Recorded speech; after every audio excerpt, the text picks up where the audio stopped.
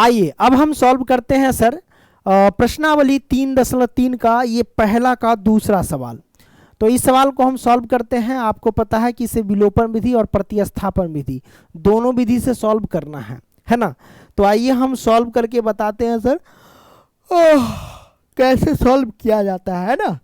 देखो, अगर आप विलोपन विधि से सॉल्व करते हैं तो विलोपन विधि से सॉल्व करने के लिए पहले आप किसी एक मान को गैप करना होता है, यानी लुप्त करा देना होता है, गैप करा देना होता है। जैसे अगर x वाले मान को गैप कराना चाहते हैं तो इधर जितना x वाला है उतना ही इधर भी होना चाहिए, यानी दोनों बराबर होना चाहिए, तब जाके गैप होता है। ठीक है, तो आइए अगर मन है आपको x वाले को गैप करना तो पहले आप x वाले को बराबर करना सीखो। तो बराबर करने के लिए क्या करेंगे सर जी, आपको पता है ये समीकरण 1 है ना, और ये हमारे पास समीकरण 2 है, राइट। तो बराबर करने के लिए अगर हम समीकरण 2 में 3 से गुना कर दें और समीकरण 1 में 2 से गुना कर देंगे तो बराबर हो जाएगा। समीकरण 1 में अगर 2 से मल्टीप्लाई कर दें और समीकरण 2 में हम कितना से मल्टीप्लाई कर दे तो 3 से मल्टीप्लाई कर दे तो बराबर हो जाएंगे, है कि नहीं। अब मेरे भाई देख लो, 2 से मल्टीप्लाई कर देंगे तो 6x प्लस के 4 दूना 8y और बराबर में 10 दूना 20 हो जाएंगे। ये हमारे पास आ गया। अब इसको मल्टीप्लाई कर देंगे तो 3 दूना 6x माइनस के 3 दूना 6y और बराबर में 3 दूना 6 हो जाएंगे। ये आ गए। अब हम क्या करेंगे सर, ये प्लस का है तो ये माइनस का, ये माइनस का तो प्लस का, ये प्लस का तो ये माइनस का हो जाएगा। ठीक है, क्यों? क्योंकि हम लिखेंगे यहाँ पे घटाने पर, क्योंकि घटाने पर लिखते हैं ना तो चिन्ह बदल जाता है। क्या? घटाने पर चिन्ह बदल जाता है, जो माइनस का वो प्लस का, जो प्लस का वो माइनस का हो जाता है। तो ये प्लस का 6x और ये माइनस का 6x कट गया। अब क्या करेंगे, प्लस का 8y और प्लस का 6y, 8 6 14y।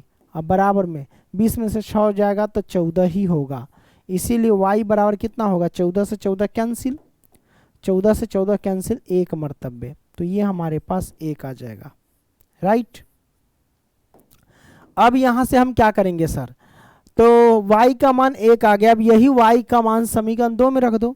हम लिखेंगे सर y का मान समीकरण y का मान समीकरण 2 में रखने पर, 2 में रखने पर है ना, y का मान समीकरण 2 में रखने पर। ठीक है, तो 2 हमारे पास ये है। अब आइए रखते हैं, 2x है तो 2x माइनस के 2y है तो y गुने में y के जगह पे 1 रख देंगे और बराबर में 2 है तो 2। तो हमारे पास 2x माइनस के 2 से 1 में गुना किए तो 2 और बराबर में ये हो जाएंगे 2, है ना। अब यहाँ से हम क्या करेंगे सर, चलो आओ करते हैं क्या, 2x बराबर में 2 माइनस का है, इधर आ गया प्लस का 2, तो 2x बराबर में 2 2 4, 2 दूना 4, x बराबर 2। यही हमारे पास आंसर, x बराबर 2 हो गया, y बराबर 1 हो गया। कोई दिक्कत नहीं? दिक्कत सर। तो आपने इसको बेहतरीन तरीके से सॉल्व कर लिया, राइट ना। चलो अच्छी बात है। हमने यहाँ पे विलोपन विधि से सॉल्व किया है सर, इस बात को ध्यान रखना। ये है विलोपन विधि यानी लुप्तीकरण विधि, विलोपन विधि है। ठीक है, अब इसी को हम क्या करते हैं, प्रतिस्थापन विधि से सॉल्व करते हैं सर। तो आइए प्रतिस्थापन विधि से, प्रतिस्थापन विधि में हम क्या करते हैं, किसी एक मान निकाल लेते हैं, या तो x वाला निकालो या तो y वाला। तो चलो हम x वाला का मान निकालते हैं। ये 3x तो 3x बराबर 10 तो 10 प्लस के 4y, पक्षांतर किए तो माइनस के 4y हो जाएगा। इसीलिए हम कह सकते हैं कि x बराबर कितना होगा, 10 माइनस के 4y, 3 गुना में है तो ये आ जाएगा बट्टा में, है ना। ये आ गया हमारे पास समीकरण 1, राइट। अब यहां से हम क्या करेंगे सर, है ना, ठीक है। अब लो इसको देखते हैं, 2x तो 2x बराबर 2 तो 2 माइनस के 2y, पक्षांतर किए तो प्लस के 2y हो जाएंगे।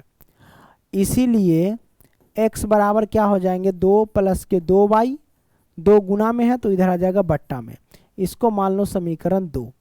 अब समीकरण 1 का मान समीकरण 2 में रख दो, या फिर ऐसे लिखो कि समीकरण 1 का मान समीकरण 2 में रखने पर, 2 में रखने पर राइट।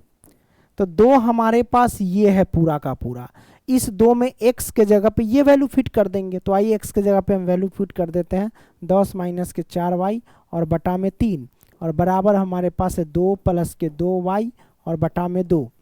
यहाँ से आप लोग r पर गुना कर सकते हैं आसानी से।